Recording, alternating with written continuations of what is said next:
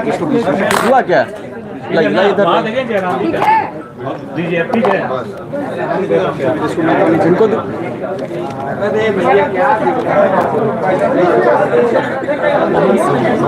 ना जरा चलिए ना हाँ ठीक 28 में 17 बाहरी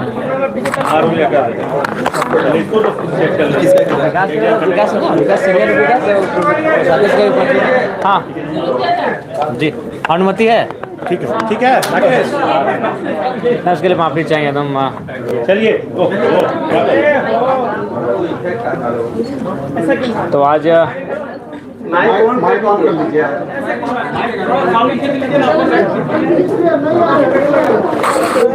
कौन वाला ये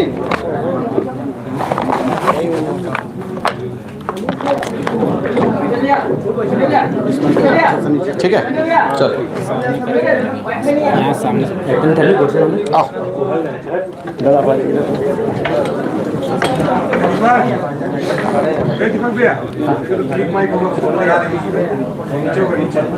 नीचे माइक कागज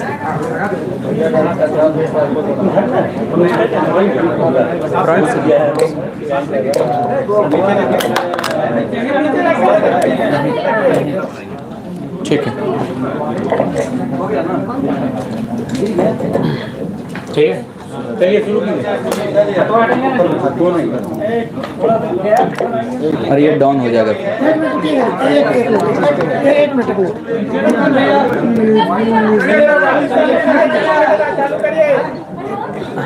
तो आज हो गया भैया तो आज झारखंड राज्य की राजधानी रांची के इस प्रेस कॉल हॉल में उपस्थित देश के लोकतंत्र के चौथे स्तंभ तमाम मीडिया कर्मीगण, हमारे भाईगण, हमारी बहनीगण, आप सबों का अभिनंदन, स्वागत है। और आज के कॉन्फ्रेंस के माध्यम से चूँकि कल से हमारा विधानसभा का सत्र आगाज़ होने वाला है, हमारे देश का लोकसभा का संसद का सत्र आगाज़ हो चुका है, तो ये हम लोग संदेश सबसे पहले देना चाहेंगे कि जैसा कि आज चूँकि ये शायद हमें लगता है कि अंतिम महत्वपूर्ण सत्र होगा, चूँकि इसके बाद चुनावी रंग में हमारा राज्य रंग जाएगा, तो इस राज्य की जिन उम्मीदों के साथ ये सरकार चुनने का काम की थी, जो उम्मीदें इन्होंने जगाकर हमारे वोटों को लेने का काम किया था, और हम लोगों ने एक बड़ी आशा और उम्मीद के साथ वर्तमान की सरकार को चुनने का काम किया था, क्योंकि उनके पास ये अंतिम अवसर है। अतः आज के आपके माध्यम से, चूँकि हम लोग बचपन में एक स्कूल की दीवार में एक लाइन पढ़े थे, literature is the mirror of society, लेकिन मैं आज गर्व से का साथ कहना चाहूँगा कि उसमें मैं एक लाइन ऐड करना चाहूँगा कि media is also mirror of society. अगर मीडिया अपना काम सही से करे, मीडिया अपना काम निष्पक्ष होकर करे, तो शायद मीडिया भी कहीं ना कहीं सोसाइटी में जिस प्रकार हम लोग पढ़ते आए थे लिटरेचर के बारे में कि लिटरेचर मिरर होता है, मीडिया भी मिरर का कार्य करती है। तो आज मीडिया के माध्यम से, मीडिया को माध्यम बनाते हुए राज्य की सरकार को विधानसभा सत्र के ठीक पहले मैं ये संदेश देना चाहूँगा कि कृपया करके आप जिन मुद्दों के साथ आए थे, सबसे पहले उन मुद्दों पर आप ध्यान दें। आपके जो मुद्दे थे, चूँकि अभी देख सकते हैं कि आप कुछ दिनों से लगातार सोशल मीडिया में एक मैंने तस्वीर लगातार वायरल हो रही है, जिसमें आपके जेपीएससी के विभाग नगर निगम का जो वैकेंसी है, जिसमें मैक्सिमम जो है बाहर के राज्यों को लिया गया। वो चिट्ठी देखें तो आदरणीय मोदी जी, आप मेरा कहना यही है कि आखिर ये राज्य बना क्यों है। आज अगर हम विगत 2 वर्षों की बात करें तो सहिया लोग धरने पर बैठे हैं, पारा शिक्षक धरने पर बैठ के लाठियाँ खा रहे हैं, सहायक पुलिसकर्मी धरने पर बैठे हैं, रैयत माइंस के एरिया में कोलियरी में धरने पर बैठे हैं। तो इस राज्य के जो नीति नियम बने हैं, आखिर वो किन के लिए बने हैं? जब ये नीति नियम हमें लाभ ही नहीं मिल रहे हैं, तो इसीलिए सबसे पहले नीति नियम की बात होनी चाहिए। और इस राज्य की जनता को भी आह्वान देना चाहेंगे कि आगामी विधानसभा के चुनाव में जो इनके नीति नियम की बात ना करें, ऐसे लोगों को चुनने की आवश्यकता ना करें। आज देखिए ये सोशल मीडिया में काफ़ी वायरल हो रहा है, हालांकि जो 60-40 कहते हैं, हमें लगता है 60-40 को फॉलो किया गया है। और भारत का कॉन्स्टिट्यूशन भी कहता है कि आप ओपन रखना होगा कि कुछ लोग आप पूरे देश से आमंत्रित होंगे।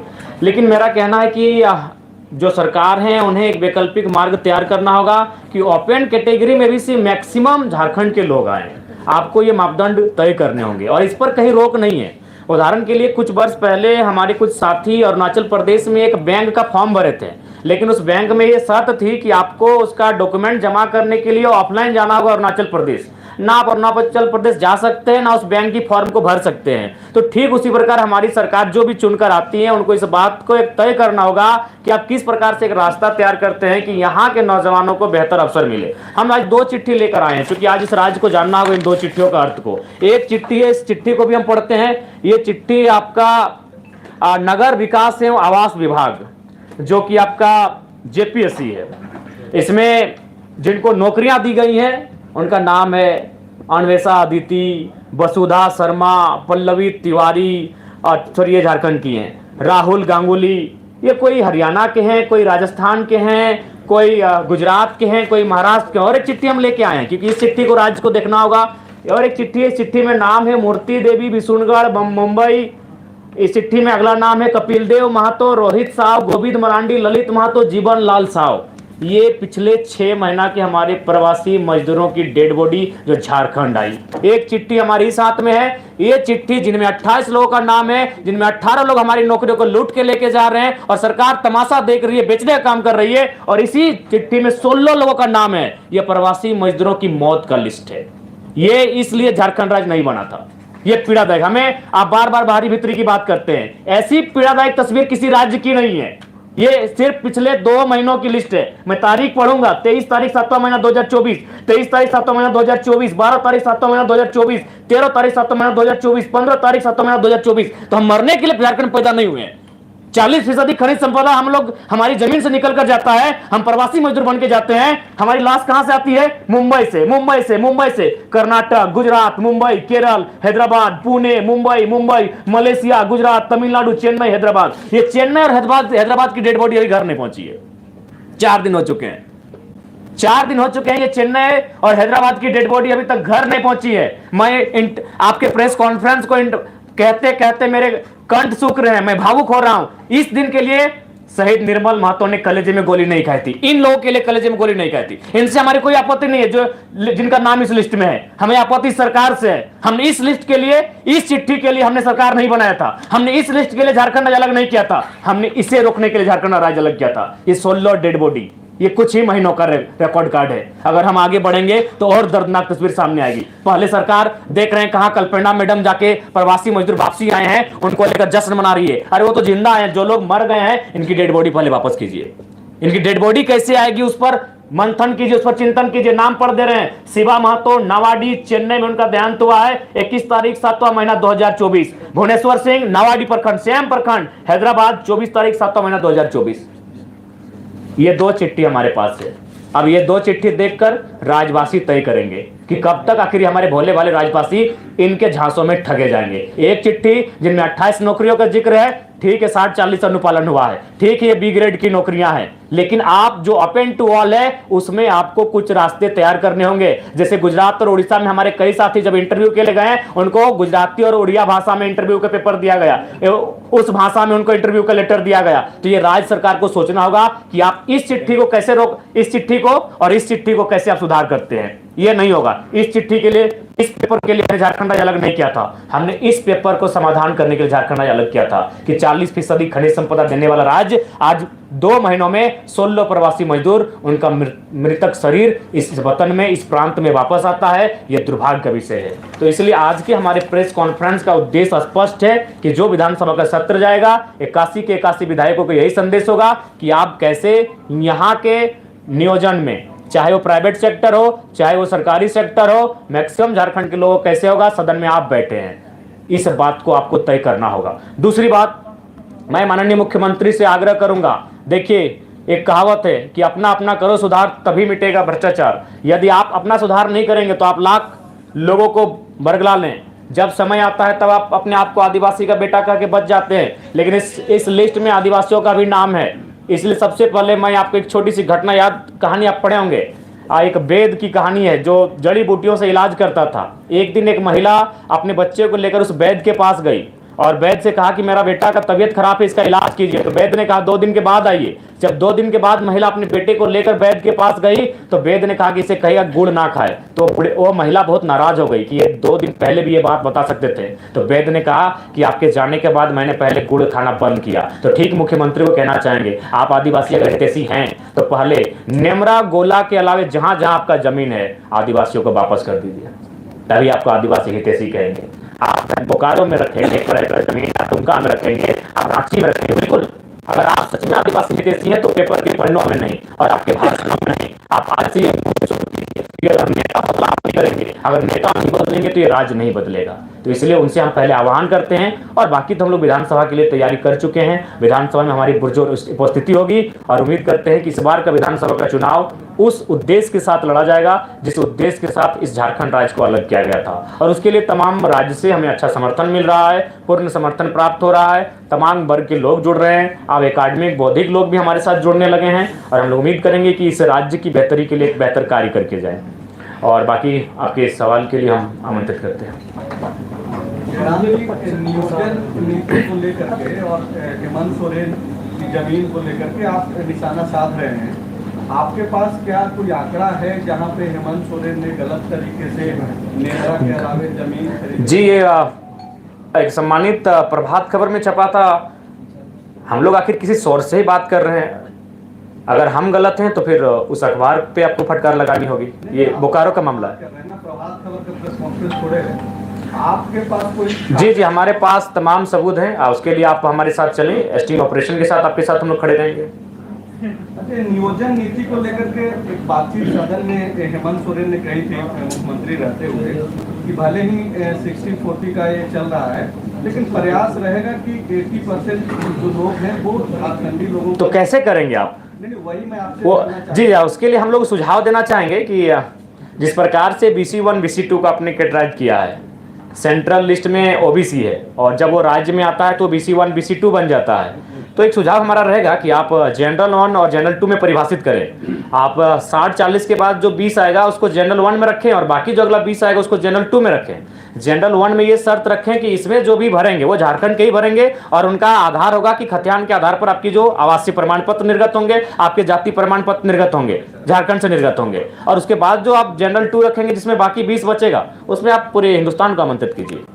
बात ये बताइए कि आप आंदोलनकारी को है नहीं, नेता हैं, चुनाव लड़ने जा रहे हैं। जी, ये जो कुछ नाम जो सार्वजनिक कर रहे हैं जिनको नौकरी मिली है जो बाहर के हैं, सुरक्षा का मसला आता है क्योंकि स्थानीयता यहाँ का बहुत बड़ा मुद्दा है, गंभीर मुद्दा है, सेंसिटिव इशू है। जी, झारखंड के लोग बहुत सरल होते हैं। मैं उदाहरण दे रहा था, मैंने कहा कि उनसे हमारी कोई बैर नहीं है, हमें उस सिस्टम से आपत्ति है कि आप हमारी बॉडियां प्रदेशों से वापस आएंगी और हमारे हिस्से की नौकरियों का किसी और को बांटेंगे, इससे हमें आपत्ति है।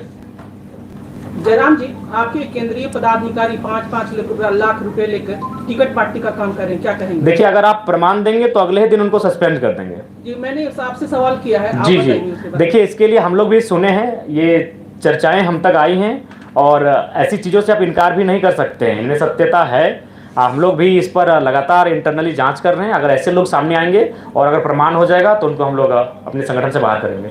आपको विदेशों से भी फंड आ रहे हैं, उसके बारे में कुछ बताएं? जी, हम आप जब बोलेगा हम सार्वजनिक कर देंगे। अगर अभी समय दीजिएगा तो मेरा फोन पे सामने विदेशों से आए हैं, 1 रुपये से लेकर 10,000 20,000 तक आए हैं। वो प्रवासी मजदूर जो दुबई, कुवैत, मलेशिया में रहते हैं। आप चाहे तो मेरा फोन ले लें, हम आपको पासवर्ड भी दे देते हैं। मेरा आखिरी सवाल है, कितनी सीटों पे आप चुनाव लड़ेंगे इस विधानसभा में?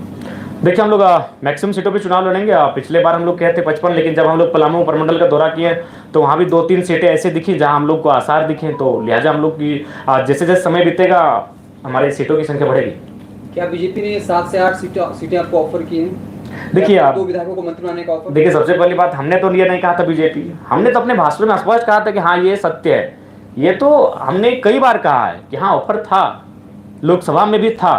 लेकिन संगठन महामंत्री जो है वो सिर्फ जो है वो भाजपा में ही है। अच्छा, ठीक है, हम इस बार महासचिव, संगठन महामंत्री ऑब्लिक महासचिव, संगठन महामंत्री का जिक्र किया। देखिए, हम लोग भी मनुष्य हैं, आप भी मनुष्य हैं, कुछ शब्दों में त्रुटियां हो जाती हैं। जैसे अभी बातों ही बातों में हमारे आदरणीय बड़े भाई ने सजेस्ट किया कि हमें उनका अगली बार से हम कोशिश करें उनके राज्य के बारे में बताएंगे, उनके नाम को हम गोपनीय रखेंगे।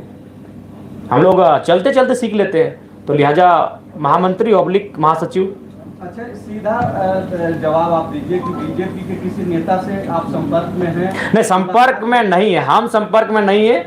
वे लोग हमसे संपर्क में थे और फिलहाल कुछ दिनों से कटे हैं। मतलब वाया किसी के संपर्क में थे या डायरेक्ट आपसे बातचीत हुई? नहीं, भाया संपर्क में थे, डायरेक्ट पॉसिबल नहीं है।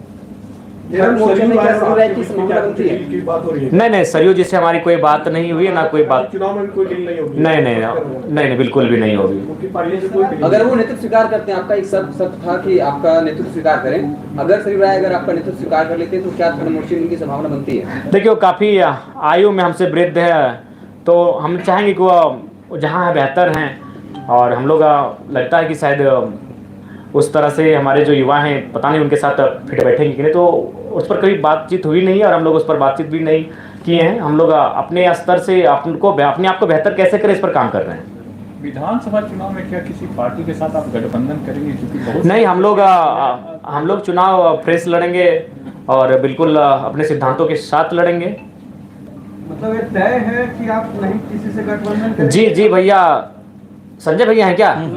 दिख नहीं रहे हैं। जी भैया, ये पूरी तरह तय है कि हम लोग चुनाव बिना किसी गठबंधन के लड़ेंगे। अच्छा, ये जो बहुत बड़ा फैसला आज आया है सुप्रीम कोर्ट का, जी। 25 साल से लंबित मामला था, जिसमें यह फैसला दिया गया है राज्यों के हित में और बोला गया है कि खनिज युक्त जमीन पर जो है राज्य अब टैक्स लगा सकता है। पहले जो रॉयल्टी की व्यवस्था थी, उसके अलावा टैक्स का जो है आज सुप्रीम कोर्ट ने फैसला सुनाया है। इसको किस तरीके से देखिए, अगर राज्यों की खनिज पर अगर राज्य को भागीदारी मिल रही है या फिर राज्य को नियंत्रण देने की बात कही जा रही है, तो ये स्वागत योग्य है। क्योंकि देखिए, दिल्ली में बैठे लोग नहीं समझ पाते हैं राज्य की समस्या को, और ये मनमानी होती है दिल्ली में बैठे। लेकिन अगर ये सुप्रीम कोर्ट का फैसला आया है तो इसका स्वागत है। हम चाहेंगे इस बिल्कुल और बेहतर से बेहतर ऐतिहासिक फैसले आए। हम तो चाहेंगे कि धीरे धीरे अगर आप इस देश की इकोनॉमी को एक आम व्यक्ति तक लेकर जाना चाहते हैं, तो बाकायदा खनिजों पर उनकी मालिकियत का ही अधिकार दे दे।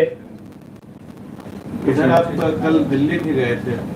जी, हमारे जो बड़ी उपाध्यक्ष महोदय हैं वो अस्वस्थ हैं, हम लोग रांची मिलने आए थे। पता चला वो दिल्ली चले गए, हम लोग भी चले गए, लेकिन काफ़ी कॉन्फिडेंशियल उनका इलाज चल रहा है, नहीं मिल पाए। तो हम पहले दुआ करेंगे, प्रार्थना करेंगे वो जहाँ है, जिस हाल में है, मजबूत रहे और स्वस्थ होकर जल्दी वापस आए। तो क्या उनको अभी विधानसभा चुनाव में सिल्ले से उतारेंगे? देखिए, ये तो हमारे संगठन का फीडबैक तय करेगा, ये जनता का भी फीडबैक जो सर्वे टीम करने जाएगी वो तय करेगी, स्क्रीनिंग कमेटी के पास जो रिपोर्ट पहुंचेगी वो तय करेगी, संसदीय बोर्ड तक जो आएगी वहाँ तय होगी। इस बार थोपे हुए लीडर नहीं दिए जाएंगे, और ना ही केंद्र अध्यक्ष जिनसे उनकी मित्रता है, गहरी मित्रता है, और कोई उनके फेवरेट हैं, उनको हम मैदान में उतार देंगे। ऐसा भी भूल हम लोग नहीं करेंगे। नहीं, अभी कहीं किसी का तय नहीं हुआ है, मेरा खुद का तय नहीं हुआ है कि हम लोग कहाँ से चुनाव लड़ेंगे। किसी और से भी बातचीत चल रही है क्या? जी, बातचीत तो हो रही है, और बहुत सारे प्रत्याशी, एक विधानसभा में काफ़ी प्रत्याशी है जो अपनी दावेदारी को प्रस्तुत भी कर रहे हैं। लेकिन लोकसभा चुनाव में देवेंद्र नाथ महतो का परफॉर्मेंस किस तरह से देखते हैं आप? जी, बढ़िया रहा है, हमारे सभी प्रत्याशियों का परफॉर्मेंस बढ़िया रहा है। रांची रहे, हजारीबाग रहे, धनबाद रहे। तब तो उनकी दावेदारी बनती है। देखिए, दावेदारी संगठन के वोट है, वोट प्रत्याशी के नहीं, ये संगठन के वोट हैं, तो संगठन तय करेगी। क्योंकि हम लोग जब ये चुनाव हम लोग नहीं लड़े तो उस समय ही हम लोग कहते कि संभावना बढ़ेगी कि लोकसभा में जिनको अवसर मिलेगा, विधानसभा में थोड़ा सा, लेकिन कुछ चेहरे हैं जिनको रिपीट भी किया जाएगा, तो वो संगठन तय करेगी। वहाँ का जो फीडबैक सामने निकल कर रहेगा वो सारी चीज़ तय करेंगी। 28 तारीख को आप लोग बैठक कर रहे हैं अधिवेशन में, उसमें क्या कुछ अहम होगा? जी, बहुत जो काफ़ी फॉल्ट्स आ रहे हैं, त्रुटियाँ आ रहे हैं, दीदी ने भी शिकायत को सजेस्ट किया, तो ऐसी जो भी शिकायतें सामने आएंगी उनको सख्त हिदायत दी जाएगी कि अनुशासन में रहेंगे। अनुशासन अगर भंग होती है तो पार्टी उन पर कड़ी कार्रवाई करेगी। क्या अमित महतो आपके साथ आएंगे? बिल्कुल, देखिए, उनको लेकर हमेशा एक स्वागत का नज़रिया हम लोगों की टीम में रहा है। क्योंकि जब आंदोलन का स्टार्ट हुआ था, उन्होंने जेएमएम को छोड़ने का काम किया था, बाकायदा जो सरकार में है उस संगठन को, उस टीम को छोड़ने का काम किया था। तो मुझे लगता है कि अगर वो आते हैं तो उनके लिए हम लोग पॉजिटिव है। जयराम जी, आपकी प्रत्याशियों की पहली लिस्ट कब आने की संभावना है? हमें लगता है कि इस महीने में, चूँकि सावन का महीना है, हम लोग का खेती-बाड़ी का भी महीना, झारखंड खेती-बाड़ी का प्रधान राज्य है, तो खेती करते करते पहली लिस्ट आप सबके सामने होगी। इधर सूर्य सिंह देसरा भी एक चिट्ठी निकाले हैं और वो भी एक अहम बैठक में जाए जिसमें आप लोगों का भी नाम है, तीसरा विकल्प तीसरा मोर्चा की तैयारी कर रहे हैं। जी हमारे साथी जाएंगे वहाँ, हमारे प्रतिनिधिमंडल उस बैठक में जाएंगे जो रांची को नेतृत्व करते हैं। अगर देवेंद्र जी होते तो शायद हो जाते हैं, तो ऐसी परिस्थिति में दीपक दा हैं, विराट जी हैं, बहुत सारे हैं साथी, वो जाके उस बैठक में भाग लेंगे और अपनी राय को रखेंगे। तीसरा मोर्चा की तरफ आप लोग देख रहे क्या झारखंड में, जिस तरह से दो धड़ा बढ़ चुका है इंडिया गठबंधनों के, एनडीए गठबंधन? जी हम लोग तीसरे विकल्प की ओर बढ़ रहे हैं और अगर विचारधाराएं समान चलती हैं तो नो डाउट हम लोग आएंगे एक साथ। देखिए जहाँ तक पार्टी के रजिस्ट्रेशन का सवाल है, अंतिम पड़ाव की ओर है और हमें आशा है कि एक सप्ताह के भीतर हम लोग का पार्टी का रजिस्ट्रेशन नंबर अलॉटमेंट कर दिया जाएगा। कुछ त्रुटियां आई, चूँकि कुछ लोग केंद्र तक पहुँचे थे कि हमारे पार्टी का रजिस्ट्रेशन ना हो, जो कि दुर्भाग्य है। लोकतांत्रिक देश है, हमें हराइए, मैदान में उतर कर हराइए, हमें बुरी तरह हराइए, इतना बुरी तरह हराइए कि हम लोग 2029 में चुनाव लड़ने का हौसला ना रख पाए, ऐसे हराइए हमें। लेकिन आप पार्टी रजिस्ट्रेशन को डिस्टर्ब करते हैं, ये थोड़ा सा एक लोकतांत्रिक देश में उचित नहीं था। संसद में बजट पास हुआ है, झारखंड को जो कुछ मिला है क्या आप उससे संतुष्ट हैं? नहीं, बिल्कुल संतुष्ट नहीं है। झारखंड को जो मिला है बहुत सारी खामियां हैं और हम लोग संसद की जब आपने बात कही है तो हम जितने भी हमारे 14 नवनिर्वाचित सांसद चुन के गए हैं उनसे भी हमारा संदेश होगा कि जो झारखंड को एक विशेष राज्य दिलाने के लिए अपनी आवाज़ को बुलंद करें और विशेषकर जो झारखंड के ज़मीन संबंधित कानूनें हैं उनको लेकर अपनी आवाज़ को बुलंद करें। झारखंड के जो विस्थापितों के मामले हैं उनको लेकर अपनी आवाज़ बुलंद करें। और आपके बातों ही बातों में पता चले कि आज केंद्रीय मंत्री भी आए हैं, तो अगर उन तक हमारी आवाज़ नो डाउट जाएगी ही, कहीं ना कहीं उनके कानों तक जाएगी किसी न किसी माध्यम से। तो उनको हम यही कहना चाहेंगे कि आप आए हैं कोयलांचल में आपका स्वागत है, लेकिन आप कोशिश कीजिएगा कि कोयलांचल के कोयले में जो आग लगी है केवल उसको देख के मत जाइएगा, कोयलांचल के जो विस्थापित हैं उनके कलेजे में जो आग लगी उसको भी देख कर जाइएगा। और सांसदों से आग्रह होगा विशेषकर जमीन कानूनों को, क्योंकि मैं 2 सालों से लगातार मैं कह रहा हूँ, आज अगर मेरे घर में सबसे ज़्यादा अगर शिकायतें कहीं से आई है तो ज़मीन संबंधित आई हैं। ज़मीन संबंधित इसलिए आई हैं क्योंकि ये बिल गेट्स ने दुनिया को बताया है कि आज के डेट में सबसे बड़ी संपत्ति कुछ है तो वह ज़मीन है।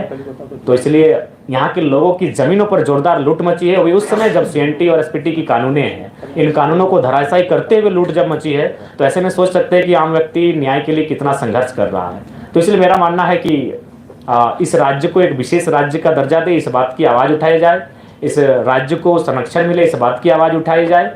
और आवश्यकता है, नहीं तो आज देख सकते हैं असुरी जनजाति समापन की ओर है, बिरोहरी समुदाय अपने बहुत समापन की ओर जा रहे हैं, बहुत सारे ऐसे समुदाय हैं जो लगभग नग्न हो रहे हैं। तो इसको अगर बचाना है, संरक्षण देना है, तो मुझे लगता है इस विषय पर पहल करनी चाहिए। जनाब जी, आप झारखंड बदलाव की बात करते हैं और जब झारखंड रांची राजधानी में आंदोलन का शुरुआत होता है, जब आप दूरी बताकर इसको देते हैं। देखिए, सबसे पहली बात, अच्छा एक बात बताइए, हम ऐसा थोड़ी है कि कहीं हम लोग पिकनिक स्पॉट पे बैठे हैं। सबसे पहली बात, अगर रिजवान जी को कुछ होता है, मोतीलाल जी को कुछ होता है, संजय जी को कुछ होता है, मनोज जी को कुछ होता है, देवेंद्र जी को कुछ होता है, तो पूरा राज्य जानता है। लेकिन हम जहाँ थे वहाँ 3 दिनों से हाथियों का आतंक था। अगर वहाँ समस्याएं नहीं होती हम आते, हम समस्याओं के बीच घिरे थे। तो इसलिए सबसे पहली बात आपको इस बात को जानना होगा कि एक समय में कई आंदोलन हम लोग करते हैं। जैसे एक दिन 4 जगह हमारी टीम धरना पर बैठी थी और चारों जगह कहीं 7 लाख, कहीं 12 लाख, कहीं 16 लाख मौजा लेके उठी। तो हर जगह जयराम महतो का जा पाना संभव नहीं है। हर आंदोलन को हम लोगों ने समर्थन किया है। तो संगठन इसीलिए होता है। आप किसी भी संगठन की बात कीजिए, क्या हर जगह आजसू या जेएमएम के केंद्रीय अध्यक्ष पहुंचते हैं? तो नो डाउट आज बीते 2 सालों में जनता की उम्मीद बनकर अगर कोई आया है तो हमारा संगठन आया है। आप बगोदर का उदाहरण ले लीजिए, 21 दिन बाद मजदूर की डेड बॉडी घर पहुंची, लेकिन मुआवजा 5वें दिन पहुंचा था। आपने जैसा बोला कि हर जगह केंद्रीय अध्यक्ष नहीं पहुंच सकते, लेकिन जब उपाध्यक्ष को चोट लगती है हर कोई मिलने पहुंचता है, आप मिलने नहीं पहुंचे? बिल्कुल पहुंचे, दिल्ली तक पहुंचे, लेकिन काफी कॉन्फिडेंस रहा। और सुना ये भी कहा जा रहा है कि आपने देवेंद्र नाथ महतो को बाहर का रास्ता, पार्टी से बाहर का रास्ता भी। ऐसा आपको किसने कहा? इसमें कितनी सच्चाई? नहीं, बिल्कुल सच्चाई नहीं है। आप बाकी अगर कुछ लोग ऐसा माहौल बनाते हैं तो बड़ा दुर्भाग्य है। आखिर एक बात बताइए, देवेंद्र नाथ जी आज कई वर्षों से आंदोलन कर रहे थे, आज हम लोग साथ गए। आज रांची सीट वो खुद लड़ना नहीं चाहते थे, हमने फोर्सफुली उनको रांची सीट लड़वाया कि वहाँ कोई चुनाव प्रत्याशी नहीं है हमारा।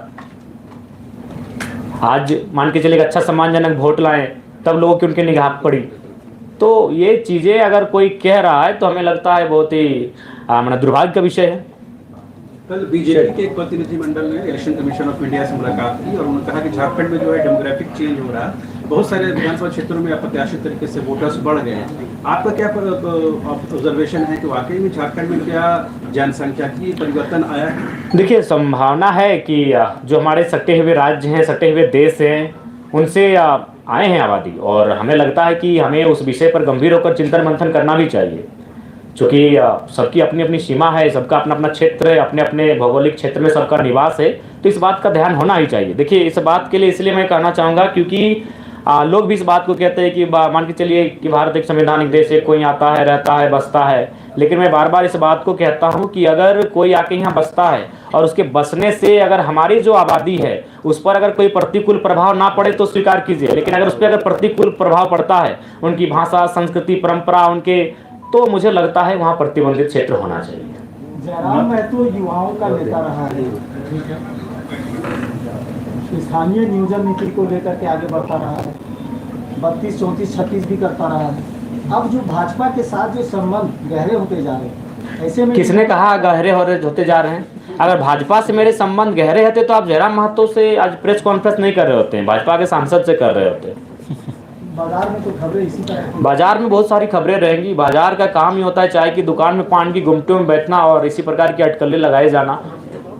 अगर ऐसा संबंध मेरा गहरा होता तो दिल्ली में हमारा पहरा होता, आज आपके बीच बैठे हैं।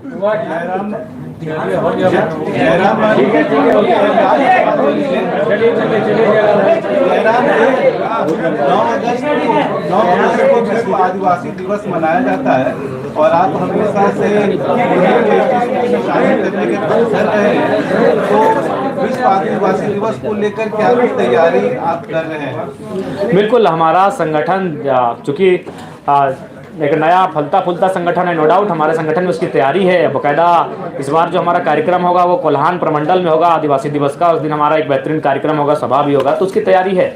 जयराम जी, ये विधानसभा चुनाव मोड में आ चुके हैं, आप लोग भी चुनावी मैदान में उतर रहे हैं। कुर्मियों का वर्षों से एक मांग रहा है कि उसे आदिवासी में शामिल किया जाए, इस डिमांड पर आपकी क्या राय है? देखिए, मैंने स्पष्ट कहा है कि सबसे पहले अगर आप कुर्मियों की मांग को समझना है तो इतिहास को समझना होगा। आज अगर सबसे पहली बात है कि आज दुर्भाग्य का विषय है कि कुर्मी और एसटी इसको वर्सेस बना दिया जाता है, जबकि आप सभी जानते हैं कि अगर इस राज्य को अलग करने में पहला अगर दो कौम किसी का नाम आता है तो कुर्मी और एसटी का आता है। निर्मल महतो की वो गोली, उसकी आवाज़, उसकी गूंज, उनके शरीर से बहता हुआ खून, धरती पर टपकने के बाद वो सुगंध आज तक शांत नहीं हुई है, जिस शख्स के कारण ये झारखंड राज्य अलग हुआ, आज़ाद हुआ। तो आज ये भ्रम की स्थिति यह कह के बता दी जाती है कि रिजर्वेशन। सबसे पहली बात आपको जानना होगा, मैं आपको एकदम प्रैक्टिकली और लॉजिकली कहता हूँ, 1907 में टाटा की स्थापना होती है, बहुत भारी संख्या में ज़मीनों का अधिग्रहण होता है। उस जमीन अधिग्रहण में मैक्सिमम ज़मीनें कुर्मियों की होती है। उसके बाद अंग्रेज जैसे भी थे, अच्छे थे, बुरे थे, जो कहिए, लेकिन कुछ उनमें था बेहतर गुण। उन्होंने देखा कि अगर ऐसा चलता रहा तो ये गरीब भोले भाले लोगों की ज़मीन लोग लूट लेंगे। फिर वो 1908 में सीएनटी को प्रभावी रूप से लागू कर देते हैं और उसके बाद 1950 तक कुर्मियों की ज़मीन कोई नहीं लेता है। 1908 में जैसे ही सीएनटी लागू होता है, 1907 में एकदम बड़ी बेरहमी से टाटा ज़मीन लेती है, 1908 में सीएनटी लागू होता है, 1950 तक कोई नहीं लेता है। लेकिन फिर यही बात खलने लगती है उद्योगपतियों की कि अगर किसी का ज़मीन आपको लेना है तो उसको शेड्यूल से हटाना होगा, उसको नॉन शेड्यूल करना होगा, अनशेड्यूल करना होगा, तभी ज़मीन लेने में सुविधा होगी। और 1950 में शायद दिसंबर का महीना या सितंबर का महीना उन्हें विदाउट नोटिफिकेशन के जैसे ही बाहर किया जाता है, 1951 में लगभग 50 कुर्मी गांव विस्थापित कर दिए जाते हैं एक झटके में। नाम होता है सिंदरी, जिसको आज हर्ल के नाम से आप जानते हैं। दौर शुरू हो जाता है, दौर का नाम आप बोकारो पहुंच जाते हैं, उस दौर में आप चांडिल डैम पहुंच जाते हैं, उस दौर में आप कोणार्क डैम पहुंच जाते हैं, उस दौर में आप तमाम कोलियरी पहुंच जाते हैं। और आज भी अगर आप विस्थापन को जानना चाहते हैं तो आप बिना कुर्मी को जाने विस्थापन को नहीं जान सकते हैं। 1907, 1908, 1950 नोटिफिकेशन आउट होना, 1951 से सिंदरी प्लांट से ही तमाम एचईसी के भी अध्ययन कीजिएगा, कुर्मियों की ज़मीनें बहुत मात्रा में मिलेंगी। यानी एक बहुत बड़ी साजिश थी इनको शेड्यूल से हटाने की। अब देखिए, विवाद ये होता है कि ये कौम अगर यहाँ एंट्री करती है तो इससे आदिवासी जो कौम अभी यहाँ है, अच्छा उसके बाद लोग तर्क देते हैं पहले 32 थे अब 36 हो गए, बाकी जो 4 हैं किन्हीं ने अपोज नहीं किया। लेकिन इनको लगता है कि नहीं ये थोड़ा सा आबादी में ज़्यादा है। तो मैंने बार बार कहा कि एक रास्ता तैयार कीजिए। भारत एक ऐसा देश है जहाँ पशु पक्षियों का अधिकार है। आज जंगली हाथी लगातार 10 घरों का हमारा रोज तोड़ रहे हैं, लेकिन फिर भी हम उनको कुछ नहीं कर सकते, क्योंकि भारत का संविधान कहता है, भारतीय संविधान आर्टिकल 48 स्पष्ट कहता है वन्य जीव संरक्षण। तो जिस देश में जीव जंतुओं को जीने का अधिकार है, अगर ये कुर्मी कौम जो आज धराशायी होने को, आज जिसने इस झारखंड को बनाने के लिए अपना सर्वस्व दे दिया, आज अगर वो एक अपनी पहचान मांग रहा है तो एक विकल्प का रास्ता तैयार कीजिए कि विवाद ना हो। इसीलिए मैंने जोर दिया कि 2016 से पहले ईडब्ल्यूएस नहीं था, एक नया कॉलम आया, देश ने स्वीकार किया, आप एक नया कॉलम लेकर आए, फार्मिंग ट्राइब्स, एग्रीकल्चर ट्राइब्स, कुछ भी नाम दीजिए, और एक नए कॉलम के साथ एक नया सुरक्षा उनको दीजिए, क्योंकि वो कौम खेतीहर है। आज झारखंड में पहली आबादी आदिवासियों की, दूसरी कुर्मियों की, फिर अल्पसंख्यकों की आती है। क्या आपको एक भी टॉप बिजनेसमैन का नाम है यार कुर्मियों का? थोड़ा सा ह्यूमैनिटी की बात कीजिए, छोड़ दीजिए इस विवाद से, थोड़ा बाहर आते हैं, मानवता के नाते थोड़ा कुर्मियों की बात कर लीजिए। एक भी बिजनेसमैन को आप जानते हैं?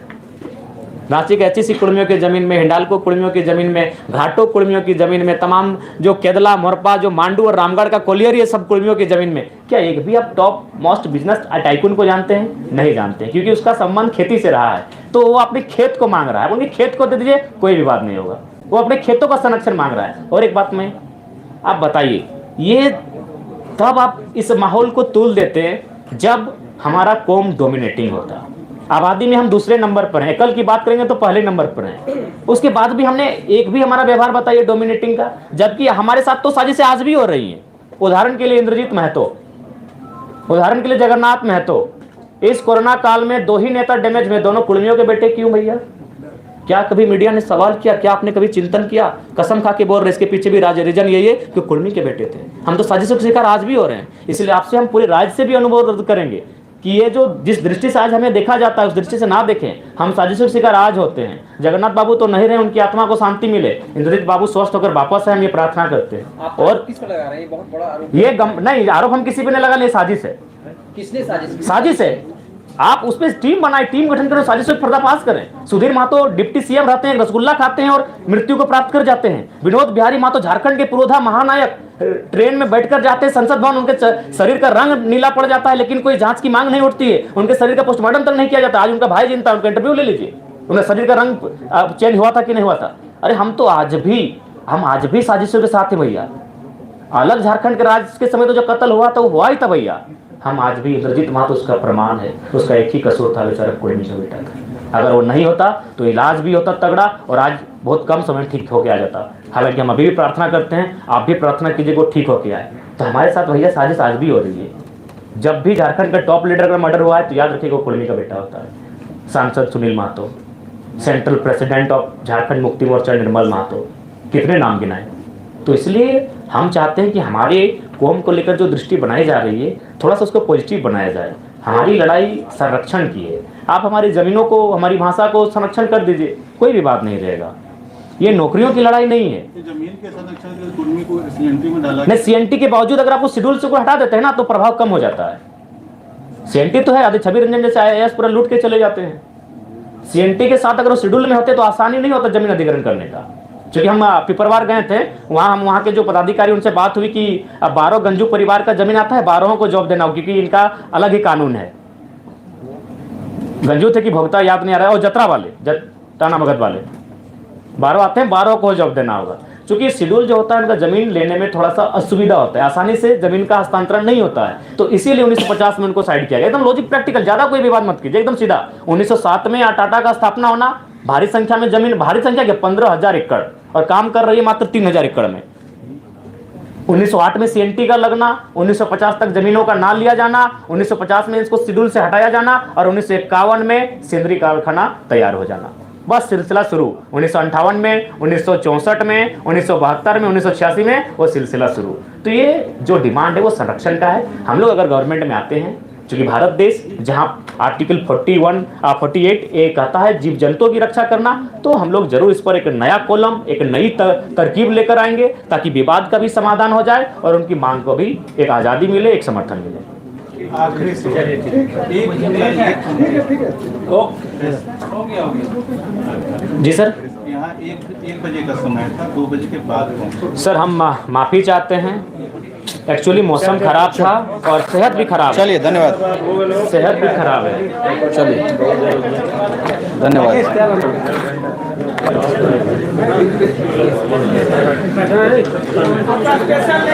ले लो